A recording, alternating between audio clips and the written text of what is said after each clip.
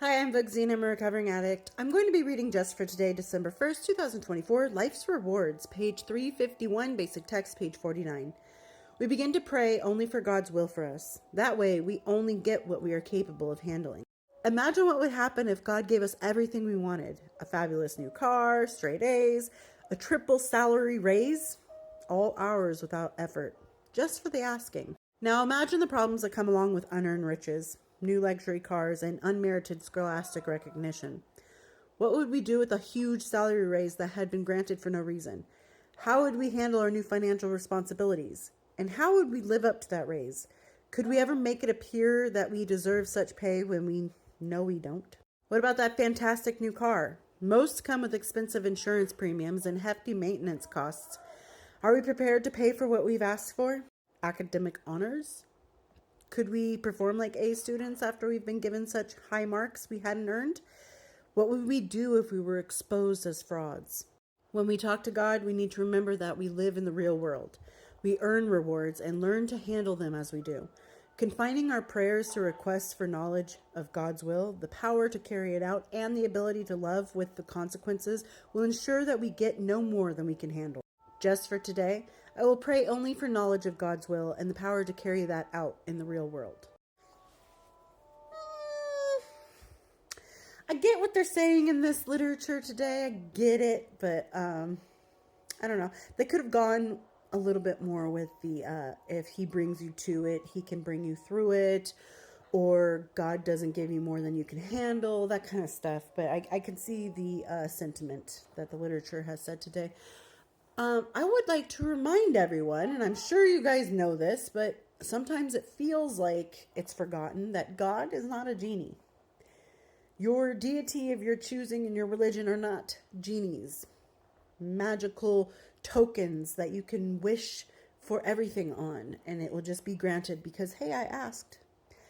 And not to be disrespectful and compare God to an everyday human being, but it kind of gives me the same vibe of just because you ask doesn't mean you're who shall receive. You know, I ask maybe somebody I work with, hey, can I have your car? No. What? But I asked. It's kind of the same concept with God. It's like, well, I want this beautiful house. Can I have it? No, you don't have a job. You don't have any kind of savings. You have no way of maintaining this home. Why would I give it to you? Oh, but I asked and prayed. So it's kind of like in that sense that you can pray for guidance. I feel like, in my opinion of what I know about God, is you ask for guidance. For whatever deity, religion, belief you have, you ask for those signs. Hey, you know what? Like, can you give me the opportunity to open my eyes enough to see what's put in front of me and the opportunities that are given to me, and give me the strength to follow through with these opportunities, and give me more strength to handle it if it doesn't follow through or go through the way I'd like it to. That's the way I kind of perceive how the whole praying and God thing works, is that it's kind of like a mentor thing.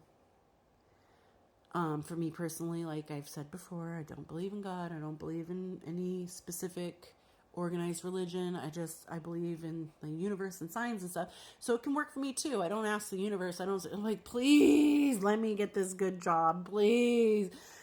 Okay, Bugsy, you can't get this good job. You don't have any credentials to do this, but I want it. Okay, Bugsy, how about you go to school to get the credentials and the skills to do the job? No, but I asked you to give it to me now. That's not how it works. You can have guidance like, oh, I really want to do that job, or I really want that car, or I really want to have that house. I really wish I have better grades. Okay, cool. Here I am as the universe. Here I am as God. Here I am as whatever religious deity there is. And I'm telling you, that's good. We can get you there, but you need to work for it. There are some instances where it just happens because maybe somebody gifts it to you, but that's fine. But if you want to do that job, we need to go to school for it. And if you want to get those A's at that school, you need to study for it. And once you get out of school, you need to go apply for jobs and you need to get that job that you really want. And then when you get that job, you can get that house. There's steps, just like in Narcotics Anonymous, which, by the way, you don't have to follow in order to be considered sober. But there's steps.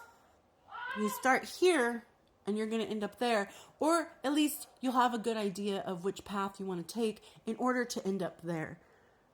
You can't just wish it to be true. And if it seems like you're wishing things to be true and they are coming true, maybe take a step back and look at why they're coming true. Maybe you're like, oh, I really wish I could have that. And then a year down the line, you're like, oh, I have that. Cool. What else can I wish for? Take a step back and look and see, wait, okay, but I did that to get this, and then I did that to do that, and then this and that. And you'll see that there's a path as to how you got to where you wanted to be and got what you wanted. And you might not have noticed because it was so minuscule at the time and so spread out that, hey, wait, no, I worked for this. Same thing with our addiction. I want 5 years clean. Well, you got to put the drug and drink down first. And then you can work towards that. But first, let's work towards our first 24 hours. And then we work for our first week and our first month and our first year. And eventually you'll get to your 5 years and beyond. But you've got to work for it. It didn't happen overnight. So easy does it. Anyway, I hope everyone's doing well out there. Hopefully any of that made sense. And I'll talk to you later. Bye.